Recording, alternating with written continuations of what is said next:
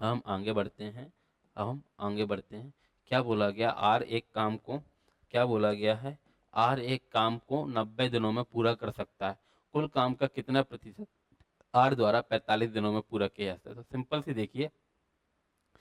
से देखिए, आर के बारे में क्या बोला गया, आर एक काम का 90 दिन में, आर के बारे में बोला गया है कि आर 90 दिन में कितना कर सकता है, पूरा काम, यानी कि 100% वर्क कर सकता है। आर के बारे में बोला गया, आर एक काम को 90 दिनों में पूरा कर सकता है।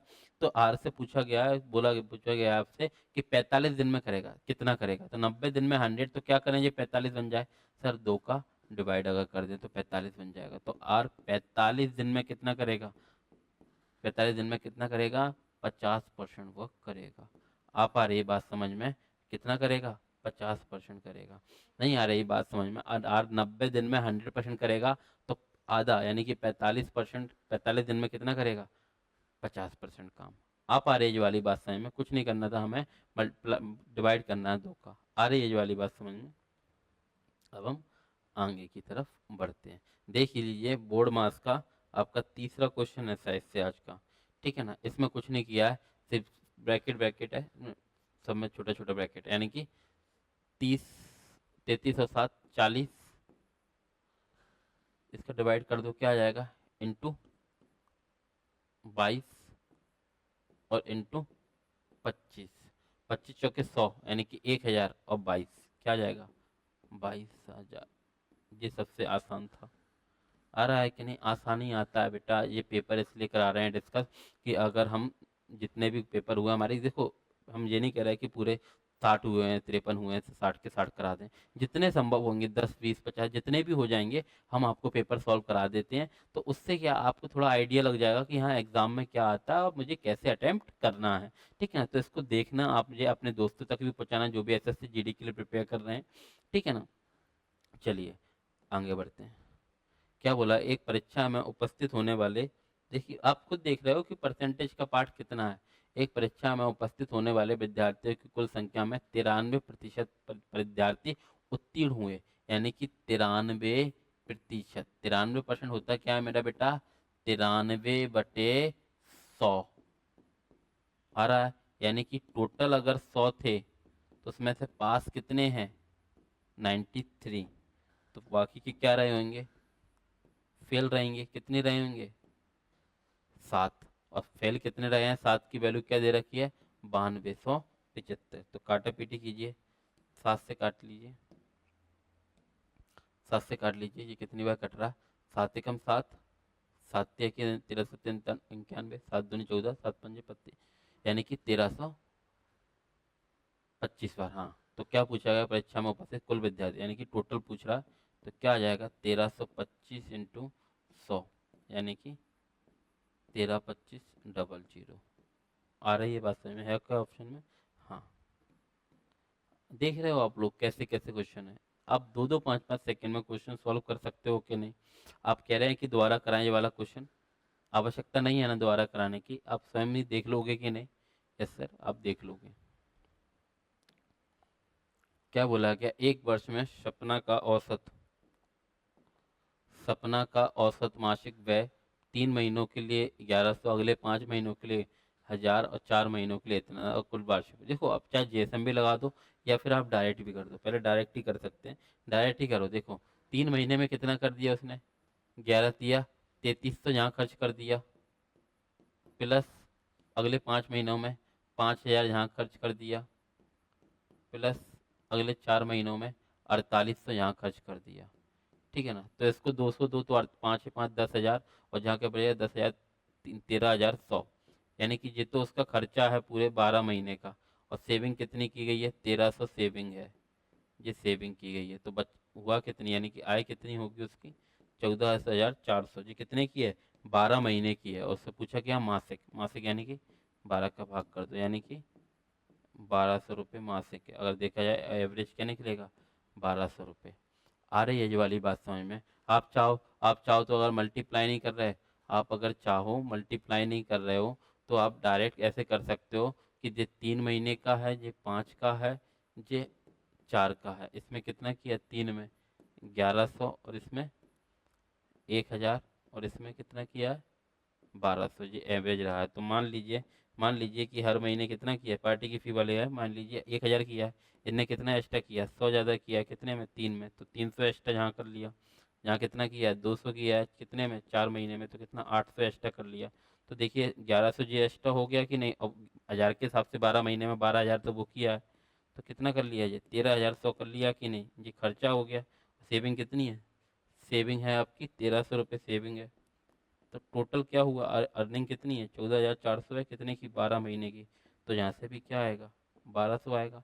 लेकिन ये क्यों करना है आपको, जब ये डायरेक्ट ही कर सकते हो तो क्यों करना है आपको, जीएसएम क्यों लगाना है इसमें।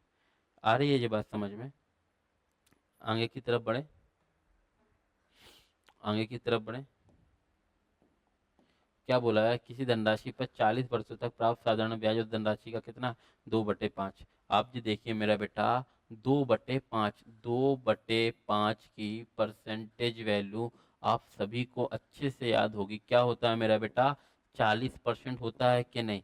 तो 40% ब्याज प्राप्त हुआ, यानी कि किसी धनराशि पर 40 वर्षों में 40% मिला। आप ही बताइए 40 वर्षों में 40% ब्याज मिला है, तो हर वर्ष कितना मिलता है, ब्याज की दर कितनी है 1% है कि नहीं बेटा।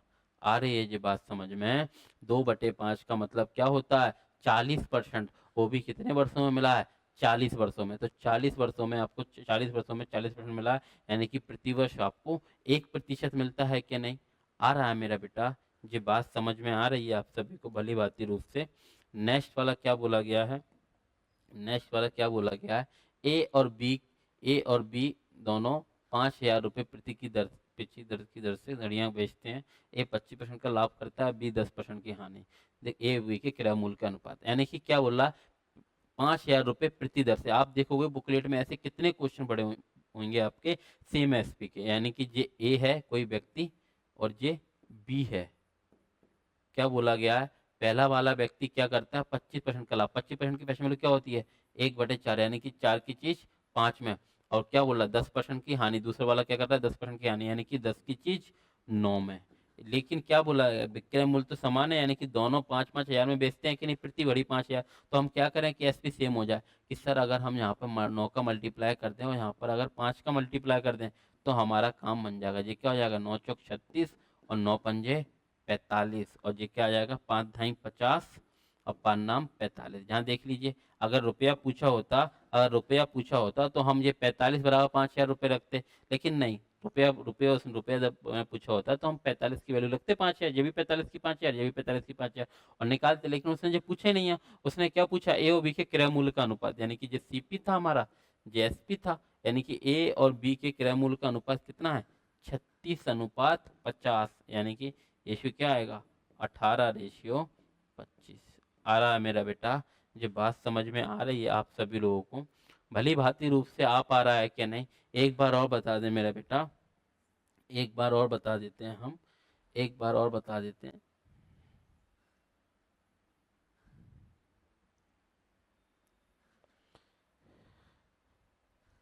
सिंपल से ये बात समझिए, सिंपल से ये बात समझिए कि क्या बोला गया है, ए और बी दोनों 5,000 रुपये प्रति घड़ी की दर से अपनी घड़ियां बेचते हैं, यानी कि एसपी क्या है दोनों का सेम है 5-5 हजार, चाहे वो बोलते 5-5 हजार रुपये प्रति घड़ी, चाहे बोलते 5 प्रति घड़ी, सेम है, दोनों एक ही चीज है। क्या बोला है, ए को क्या हुआ है 25% का लाभ, 25% की पैसे में होती है 1/4, यानी कि सीपी और जो एसपी का रेशियो क्या रहेगा, यानी कि 4 की चीज को 5 में बेच देना हो गया 25% लाभ। अब बी को क्या हुआ है मेरा बेटा 10% की हानि, यानी कि 10 की चीज कितने में 9 में। लेकिन बोला क्या गया है, विक्रय मूल्य क्या है मेरा बेटा समान है, तो क्या करें सेम हो जाए, 9 का मल्टीप्लाई यहाँ करेंगे और 5 का मल्टीप्लाई यहाँ करेंगे, क्रॉस मल्टीप्लाई कर देंगे कि नहीं। हाँ, तो ये क्या आ जाएगा 9 चौके 36 और ये 9 पंजे 45, और ये हम करेंगे 5 ढाई 50 और 5 नाम 45। आ रहा है मेरा बेटा, ये बात समझ में आ रहा। और उसने ये ज़्यादा कुछ पूछे नहीं था, यानी कि पैसों से रिलेट ही नहीं कर रहा, उसने क्या पूछा था ए और बी के क्रय मूल्य का अनुपात। तो जहाँ देख लीजिए ए का और बी के क्रय मूल्य का अनुपात कितना है, ये 36 है और ये 50 है, ए का 36 है और बी का 50 है, तो रेशियो क्या आ जाएगा 18:25। आ रही है ये बात समझ में 18:25। आप सभी को समझ में आ पा रहा है मेरा बेटा कि नहीं, पक्के से आ रहा है कि नहीं। चलिए आगे बढ़ते हैं, आगे क्या बोला गया है, 2 रेलगाड़ियां, आप करके देखिए, तो हम पानी पीते हैं।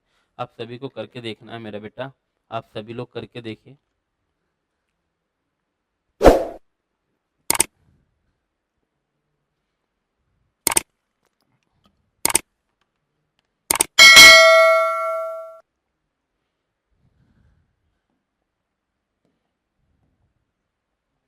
दो रेलगाड़ियां समान चाल से विपरीत दिशा में चल रही हैं। यदि प्रत्येक रेलगाड़ी की लंबाई 320 मीटर है और वे 18 सेकंड में एक दूसरे को पार करती हैं, तो प्रत्येक रेलगाड़ी की चाल ज्ञात कीजिए। यानी कि हमें चाल बताना। अच्छा बता दीजिए, चाल बराबर क्या होता है मेरा बेटा, दूरी बटे समय। चाल बराबर क्या होता है, दूरी बटे समय। और ट्रेन के मामलों जब दो ट्रेन एक दूसरे को पार कर रही हैं, विपरीत दिशा में चल रही हैं, तो उनके द्वारा चलेगी दूरी क्या होगी, खुद एक दूसरे की लंबाई।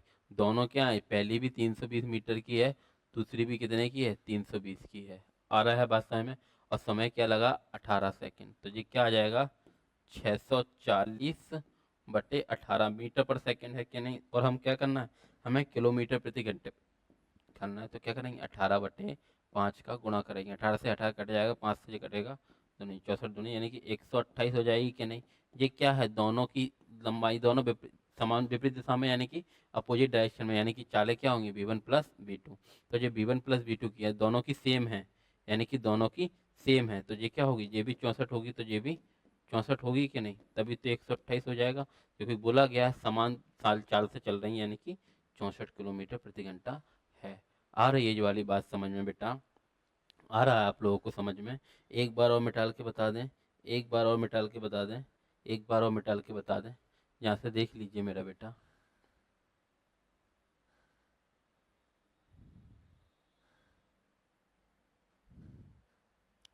यहाँ से देख लीजिए क्या बोला गया है।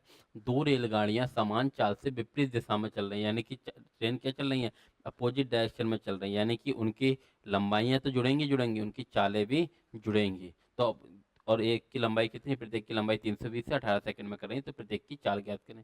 अच्छा, जो चाल निकालना है, चाल बराबर क्या होता है मेरा बेटा, चाल बराबर क्या होता है सर, दूरी बटे में समय। चाल बराबर होता क्या है, दूरी बटे में समय। और दूरी है कितनी, दूरी यानी कि उनकी लंबाई, ट्रेन में चलेगी दूरी कितनी होती है, उनकी लंबाई है, यानी कि 320 प्लस 320 है। और समय कितना दिया गया है, समय कितना लगा, 18 सेकंड लगा, यानी कि कितना है, 640 बटे 18 मीटर पर सेकंड में है, लेकिन हमें क्या में चाहिए, किलोमीटर प्रति घंटे में। आ रही है बात समझ, तो यानी कि 18/5 का गुणा करेंगे, तो जो 18 से 18 कट जाएगा, 5 से ये 2 बार, यानी कि 128 आ जाएगा कि नहीं, किलोमीटर प्रति घंटा। ये क्या है, दोनों की चाल है और विपरीत दिशा में चल रही है, यानी कि चालें जुड़ेंगी, यानी कि V1 प्लस V2, यानी कि दोनों समान है, V1 और V2 दोनों बराबर हैं।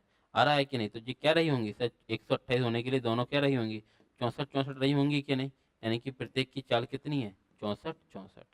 आ रही है मेरा बेटा जो वाली बात समझ में, भली भांति रूप से आ पा रहा है क्या नहीं। नेक्स्ट वाला देख लेते हैं। देख लीजिए, एक क्रिकेट टीम के, देखिए आपको जब भी इस टाइप का क्वेश्चन आ जाए, आप देखिए एक क्रिकेट टीम में 7 पुरुषों की आयु की दे रही, देखिए एक की कितनी है, 26 है, एक की 26 है, एक की 25 है, एक की 21 है, एक की 29 है, एक की 24 है, एक की 28 है, एक की 22 है। आ रहा है कि नहीं। तो हम क्या मानेंगे, हम मानेंगे ये इनको जोड़ने से अच्छा क्या है, आप क्या मान लो कि एवरेज कितना रहा है, 21। हम मान लेते हैं कि मान ले 21 है। अब हम देखेंगे 20, कोई पार्टी की फी कितनी है, 21 है। अब एक्स्ट्रा कितना है, एक्स्ट्रा कितना जी वाले, हम मान लेते हैं, यहाँ हमने मान लिया कि सबकी कितनी है, 21 21 21 21 है, मतलब एवरेज है 21 ही है। अब हम देखेंगे उससे ऊपर कितना है। तो हमने देखा ये वाले व्यक्ति के पास कितनी है, 5, ये वाले के पास कितनी है एक्स्ट्रा, 4 है, इसके पास 0, इसके पास 8 है, इसके पास 3 है, इसके पास 7 है, 7 है, हाँ हाँ, इसके पास, इसके पास कितना है, 1, हाँ। तो टोटल एक्स्ट्रा कितना आ गया, देखो 5 और 4 9, 10, 15 और 3 25 और 3 28, यानी कि 28 एक्स्ट्रा आ गया। देखो 10 तो सबकी है ही, फिर 28 एक्स्ट्रा है, कितने लोगों की, 7 लोगों की। आ रही है मेरा बेटा, नहीं 21 है सबकी, सॉरी 21 सबकी है ही, और 28 एक्स्ट्रा, यानी कि सबकी कितनी है, 4 और एक्स्ट्रा मिल रही है, यानी कि सबकी कितनी है, 25। आ रहा है, तो ऑल ओवर एवरेज क्या आ गया 25। लेकिन क्या इतना करने की आवश्यकता है, ये सब लिखने की आवश्यकता है? ये सब लिखोगे तो जोड़ ही लेंगे, नहीं हमें लिखना नहीं है। हमें क्या करना है, हमें डायरेक्ट ये क्वेश्चन कैसे करना है, हमें ये डायरेक्ट ये क्वेश्चन को कैसे करना है कि क्या है, जैसे ही आपने पढ़ा कि एक क्रिकेट टीम में 7 पुरुषों की आयु 26, 25, 21, 29, 24, 28 और 22 है। उनकी औसत आयु कितनी है? एक तो है प्रेक्षणों को 1/प्रेक्षणों की संख्या लगा दो, या फिर एक सिंपल सी बात है, आप क्या करोगे, जो सबसे छोटा हो ना वो मान लो। यहाँ हमने मान लिया कि मान लीजिए एवरेज कितना है सबका 21 है। आ रही है बात समझ में? यानी कि एवरेज एज कितनी है सबकी 21 है। अब हम देखेंगे कि 21 से ऊपर एक्स्ट्रा कितना आ रहा है, यानी कि 21 21 21 तो सबके पास है, अब उससे एक्स्ट्रा कितना है। तो हमने देखा पहला वाला कितना है 21 से एक्स्ट्रा, सर 5 है। दूसरा वाला सर 4 है। तीसरा वाला 0। चौथा वाला सर ये 8 है, ये 3, ये 7, ये 1। तो टोटल एक्स्ट्रा कितना, मतलब 21 तो सबकी है ही, 21 तो हमने मान के रखी थी, एक्स्ट्रा कितना आ गया देखिए, 5 और 4 9, 5 और 4 9 और 1 10 और 15 और 3 28 आ गया कि नहीं, यानी कि 28 एक्स्ट्रा है कितने 7 लोगों में, सबको बटेगी तो क्या क्या मिलेगी 4 4 मिलेगी, यानी कि 21 और 4 25 एवरेज है सभी की, यानी कि कक्षा की क्या है, टीम की क्या है 25 आयु एवरेज रहेगा। ठीक है ना। अब हम नेक्स्ट क्वेश्चन की तरफ बढ़ते हैं। नेक्स्ट क्वेश्चन देखिए आपका क्या बोला गया, यदि m/n 9/3, ये इसमें तो कुछ ही नहीं, देख लीजिए m कितना 9, n कितना है 6, 9 और 6 15, m कितना है 9, ये कितना है 6, तो ये कितना आ जाएगा 3, ये 15 और ये 3 का रेशियो क्या आ जाएगा 5:1। नहीं आ रहा, 15 3 का रेशियो क्या आएगा 5:1। अब बताइए ऐसे क्वेश्चन भी आ जाते हैं। आ रही है ये बात समझ में, आ रहा है आप सभी को भली भांति रूप से आप आ रहा है क्या नहीं मेरा बेटा? इसमें कुछ नहीं था, इसमें कुछ भी नहीं है, आपको सेम जब आपने देख लिया सेम है, यानी कि अगर एक्स भी लोगे तो एक्स से एक्स तो कट जाएगा कि नहीं, एक्स तो लेना ही नहीं है, जब एक्स सब लेना है, जब जहाँ कुछ और पावर होती है जहाँ कुछ और पावर होती है, यहाँ तो सेम है। एम हमारा 9 है, ये 6 है, तो 9 और 6 15 हो गया, और ये कितना है 9 है और ये 6 है, तो 9 - 6 कितना हो गया 3 हो गया, तो रेशियो क्या आ जाएगा 5:1 आएगा कि नहीं? आ रही है ये बात समझ में? बोल दीजिए हाँ कि ना। यस सर, 3 से कट गया, 3 1 3 5 15, 3 1 3। अब हमारा नेक्स्ट क्वेश्चन क्या जा रहा है, क्या कह रहा है, नेक्स्ट क्वेश्चन क्या बोला गया है, एक कुर्सी का अंकित मूल्य 2000 रुपये है, 20% ऑफ x% की दो छूट के बाद वह कुर्सी इतने में। आप देखना बुकलेट में कितने क्वेश्चन, ये तो 2 का दिया हमने, 3 का 4 का भी कराया डिस्काउंट में, ठीक है ना। क्या बोला गया, एक वस्तु का कुर्सी का अंकित मूल्य कितना 2000 रुपये, पहली छूट कितने की है, पहली छूट है कितने की 20%, 20% क्या होता है 1/5, यानी कि 5 की चीज कितने में 4 में। दूसरी पूछ रहा है, दूसरी में क्या दूं, यानी कि x से बाय मान लेते हैं कि क्या दूं ताकि मुझे कितना मिल जाए 2000 की। ये नीचे क्या आता है एमआरपी, नीचे क्या आएगा एमआरपी और एसपी का रेशियो आएगा कि नहीं, यानी कि 2000 रुपये एमआरपी की वस्तु कितने में मिल जाए 1400 रुपये में बेची जाती है, ठीक है कि नहीं। अब आप देख लीजिए 0 से 0 कट गया, 10 और 7 आ गया कि नहीं। और लाइन के ऊपर जब भी निकालना होता हम लाइन के नीचे क्या लगाते हैं गोला लगा के क्रॉस मल्टीप्लाई कर देते, तो 10 × 4 रेशियो 7 × 5, 5 से कटेगा जो 2 बार, तो 4 दूनी 8 की चीज़ 7 में दे, यानी कि सेकंड डिस्काउंट क्या रखना पड़ेगा 8 की चीज़ 7 में देनी पड़ेगी, और 8 की चीज़ 7 में, यानी कि 1 का डिस्काउंट किस पे 8 पे, क्या होता है मेरा बेटा 12.5%। आ रही है ये वाली बात समझ में, आप आ रही है बात समझ में। एक बार और बता दें, आपकी बुकलेट में ऐसे बतेरे क्वेश्चन पड़े हुए होंगे, एक बार और बता दें मेरा बेटा, देखिए एक बार और बता देते हैं, एक बार और देख लीजिए आप अच्छे से।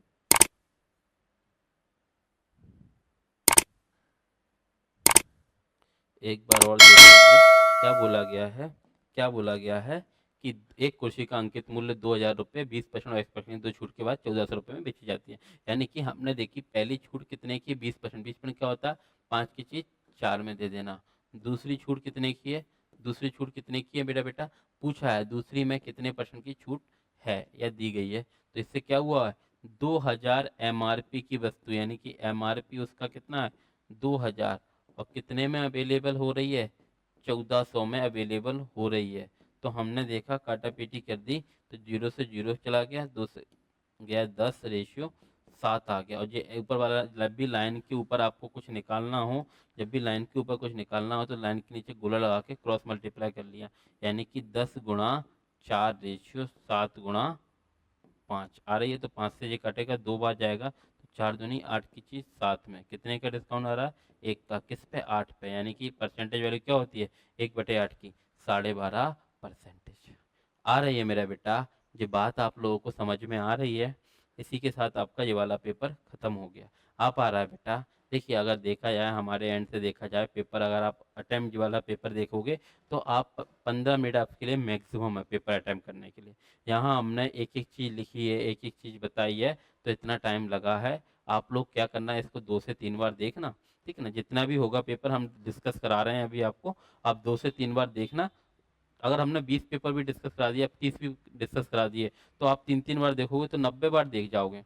और आप जब 30 पेपर देख लोगे तो आपको एक पैटर्न पता चल जाएगा कि ये पैटर्न होता है, ठीक है ना? चलिए, आप लोगों से रिक्वेस्ट है मेरा बेटा कि आप लोग वीडियो को शेयर कर दीजिएगा। चलिए।